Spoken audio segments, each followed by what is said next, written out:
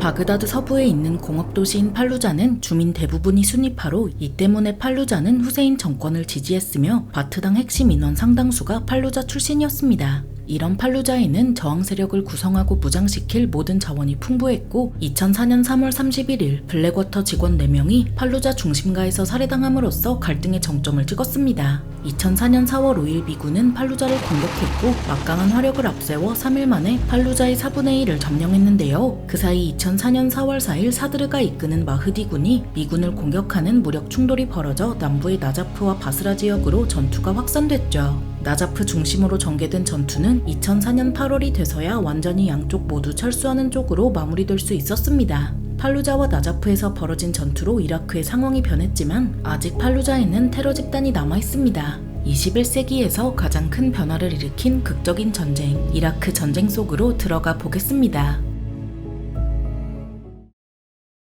저항 세력과 테러 집단이 통제하던 팔루자 여단은 2004년 가을이 되자 형식적으로 존재했던 조직마저 사라졌고 이에 대한 미국의 영향력도 소멸했는데요. 미국은 6월 28일에 주권을 이양한 뒤 연합군 임시행정청을 해체하고 정상적인 외교 관계를 통해 이라크에 영향력을 행사하려 했죠. 이에 따라 사실상 총독이었던 브리먼은 미국으로 귀환했고 유엔 주재 미국 대사였던 네그로 폰테가 이라크 주재 미국 대사로 파견됐습니다. 미국은 이라크에 대한 원조를 통해 연합군 임시행정청이 추진했던 프로그램을 계속 이어나갔고 이때 주력한 게 이라크 보안군 창설과 훈련이었습니다. 하지만 66억 달러의 예산과 1년 이상의 시간, 25만 명 이상의 이라크 인원이 투입됐는데도 효율적인 이라크 보안군은 만들어지지 않았는데요. 훈련의 중요성을 인정하면서도 훈련을 담당할 교관 인원은 확충되지 않았고 필요 인원의 50%만이 배치되었죠. 그래도 훈련을 담당할 조직이 창설됐지만 구체적인 성과를 내기엔 시간이 부족했고 이 와중에 팔루자에서 문제가 터졌습니다. 이라크 임시정부는 시아파 중심으로 구성됐고 따라서 순위파 저항 세력의 거점인 팔루자 공격에 찬성한 거였습니다.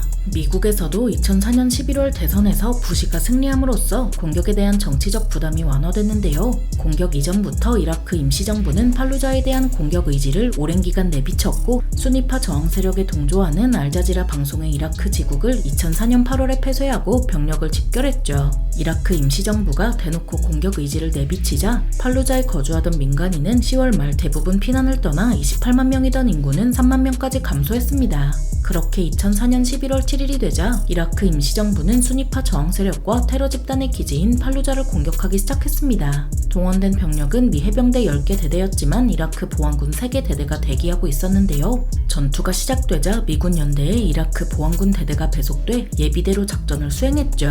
미군은 전차와 항공기를 동원해 저항 세력의 거점 건물을 파괴하고 주택을 불도저로 완전히 밀어버리기도 했습니다. 11월 13일에 작전이 실질적으로 끝날 때까지 팔루자는 540여 차례의 폭격과 14,000회의 포격, 2,500회의 전차포 공격으로 파괴됐습니다. 전투 이전에 건재했던 39,000동의 건물 가운데 18,000동이 파손됐는데요. 이 때문에 팔루자는 전투 이후에도 거의 복구되지 못했고 피난민 대부분은 돌아오지 않았죠. 2005년 4월 기준으로 9만여 명이 팔루자로 돌아왔지만 주택 절반 이상이 파손됐고 그중 만여 채는 거주할 수 없는 상태였습니다. 미국과 이라크 정부는 주민에게 각각 200달러와 100달러의 보상금을 줬고 파괴된 가옥 가치의 20%를 보상했습니다. 그러던 11월 16일 미군 수색대는 테러 집단의 조직과 지휘부를 발견했는데요. 자르카위가 지휘하는 테러 조직은 2003년 3월 미국 침공 이후 이라크에서 본격적으로 활동하며 순위파 주민과 연계했죠. 특히 팔루자를 중심으로 외국인을 납치하고 테러 공격으로 시아파를 공격했으며 바그다드에서 벌어지는 시아파 순위파 전쟁에 무기와 병력을 공급하는 역할을 했습니다. 팔루자 전투의 목표 중 하나는 바로 이런 테러 조직의 조직망을 파괴하는 거였지만 미군은 자르카위를 체포하거나 사살하는 데 실패했습니다. 그 대신 팔루자에 있는 테러 조직의 작전 기지를 파괴하는데요. 이로써 최소한 미국은 이라크 서부 지역의 순위파 저항 세력의 근거지를 파괴했지만 미국은 여기서 만족할 수밖에 없었죠. 미군은 게릴라 전쟁이 아닌 전면 전쟁을 상정해 구축되어 있었습니다. 따라서 군사훈련 대부분은 대규모 전차 전투에 초점을 맞춰 이루어졌고 이 때문에 이라크 전쟁이 게릴라 전쟁으로 변하면서 미군은 많은 어려움에 직면했습니다. 게릴라 전쟁에서 승리하기 위해서는 일반 주민의 지지를 확보해야 하지만 인도차이나 분야에서 미국은 베트콩을 사살하는 데 초점을 맞췄고 강력한 화력으로 발생하는 민간인 피해는 외면했는데요. 이 때문에 미국은 베트남 전쟁 초기에 민간인의 지지를 확보하는 데 실패했죠. 이런 베트남 전쟁이 끝난 후에도 미군은 크게 변하지 않았고 소련과의 군사적 대치 상황이 계속되면서 대규모 전차 전투와 화력의 집중 사용이 강조된 나머지 게릴라 전쟁에 대한 훈련은 특수부대에서나 했습니다. 심지어 1991년의 걸프전에서도 게릴라 전쟁이 아니라 소련식으로 훈련된 이라크 정규군과의 전투였기에 이러한 경향이 21세기까지 이어졌는데요. 순위파 저항 세력과의 전투에서 미군은 저항 세력이 존재하거나 존재할 거로 추정되는 지역을 포격 또는 폭격으로 파괴했죠. 팔루자 전투에서는 저격수가 은신하고 있는 건물을 폭파했고 저항 세력이 박격포 공격하면 포격 지점을 찾아내 포격으로 지역 전체를 파괴했습니다. 특히 순위 삼각지대 북부를 담당한 제4보병사단은 포병에 의존한 채 게릴라 전쟁을 수행하면서 민간인의 지지를 확보하기 위한 노력을 외면했고 그 결과 저항 세력에 대한 민간인의 지지가 강화됐습니다.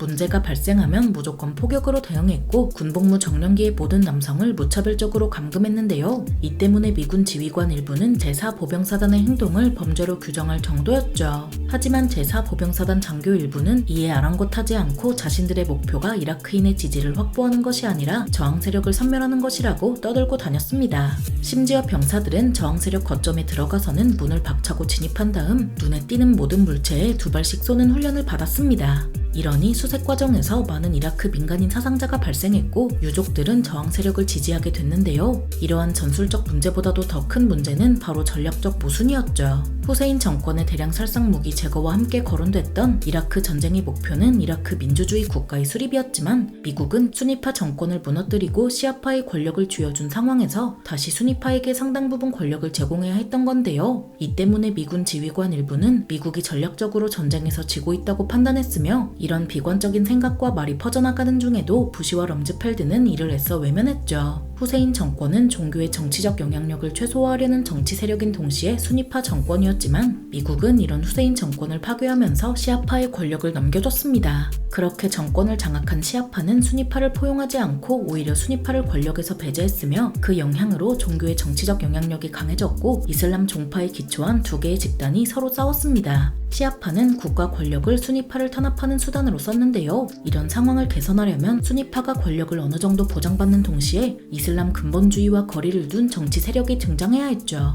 그런데 문제는 이러한 정치 세력이 2003년 3월까지 이라크를 통치하고 있었는데 미국이 파괴해버렸다는 사실입니다. 즉 미국이 이라크 국가 형성이라는 목표를 달성하기 위해선 후세인 정권과 비슷한 정치 세력을 후원하는 모순을 감내해야 했습니다. 하지만 팔루자 전투를 계기로 순위파는 2005년 1월부터 시작된 이라크 선거 등 국가 형성 과정을 거부했고 새로 출범한 이라크 정부는 시아파와 쿠르드족이 통제했습니다. 이러한 결과를 막기 위해서는 순위파의 정치 참여와 권력 공유를 보장해야 했지만 후세인 정권을 파괴한 미국의 말을 들을 리 없었습니다. 그리고 나자프 전투는 미국이 시아파 무장 세력과도 충돌한다는 사실을 보여줬는데요. 이 때문에 미국은 순위파를 포섭하거나 정치 과정에 적극적으로 동참하라고 요구하기 어려웠죠. 미국이 순위파에 접근하면 시아파 무력 저항 가능성이 커지고 그렇다고 순위파에 접근하지 않으면 시아파가 이라크를 장악해 문제를 악화시킬 가능성이 매우 컸습니다. 결과적으로 미국은 시아파 무장 세력과의 충돌로 시아파에 대한 통제력만 상실한 채 이라크 국가 형성 과정에서 주도권을 잃었습니다. 이라크의 혼란은 더욱 커지는 상황에서 전쟁의 추악함과 멍청함 그리고 잔인함이 드러나고 이라크는 걷잡을 수 없는 혼란으로 빠져드는데요. 이 상황에서 미국은 손가락만 빨고 있을 순 없었죠.